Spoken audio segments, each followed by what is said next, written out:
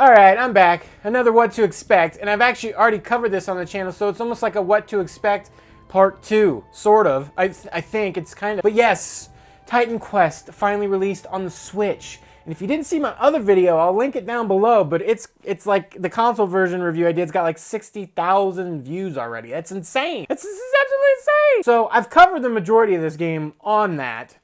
But what to expect if you're playing on the Switch version, let's dive right in and make this a quick one. The Switch version comes with co-op, everything already whiz bang boom when you buy it. The other games did not have co-op from the get-go, at least as far as local co-op. With the Switch, you can either do it local, like between other Switches, or split screen, or online. So that's what you get there. But the core differences, in my opinion, with the Switch version, obviously are going to be, well, performance, visuals, and how it plays. First off, I just want to say, I think Titan Quest on the Switch is absolutely wonderful.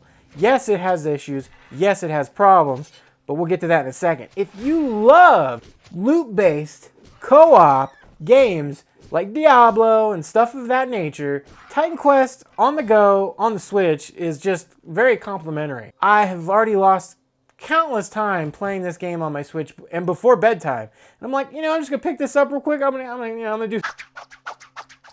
gonna quit after like 10 minutes, and then an hour goes by, and I'm like, well, that did not work out in my favor. I really need some sleep now. Good night. It's just so pick up and playable, and the fact that you can put your console on rest mode and just have it and then put it down and pick it up, it's fantastic as far as accessibility. Everything that was on the other console versions is here. Everything feels fine and looks fine. Let's do a little bit of dev talk here. Obviously, the Switch does not run this as well as it could on the other consoles. Now, that's not to say that the performance is bad. It's just there are times where it chugs. I've seen more pop-in, more so than on the other consoles, and I've seen some weird animations at times and some missing effects. But a lot of that stuff actually was on the other versions. So, not sure if this will get patched. They are constantly patching the old version on the other consoles and this version. But I will say, as far as playing the game, everything feels just solid on the Switch. It's just, there's a little bit of issues there. And I'm sure the devs, if you're listening, you're probably working on it or are aware. I'm very sure of that. The thing that I think I noticed the most, that's just the most irritating, is the crashes. I've had 3 crashes. 1 online and 2 offline. Not a big deal for me.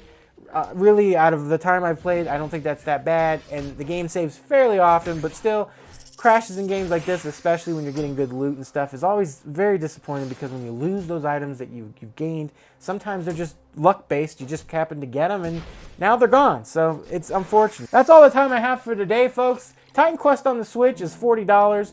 Honestly, I think it's a good purchase if you're into the genre. Just know, going into it, you're not going to get the greatest, smoothest experience. But what you are going to get is a lot of co-op fun, single player, a very long game, actually, too. There is so much ground to cover in this. And if you like, you know, the whole Greek mythology, Egyptian mythology, and you want to play a loot-based dungeon hack and slash, it's great. It's great to have portable. I absolutely love that. So anyway, that's all the time I got. I'm going to go kill some more monsters now. Let me go kill some monsters. Bye!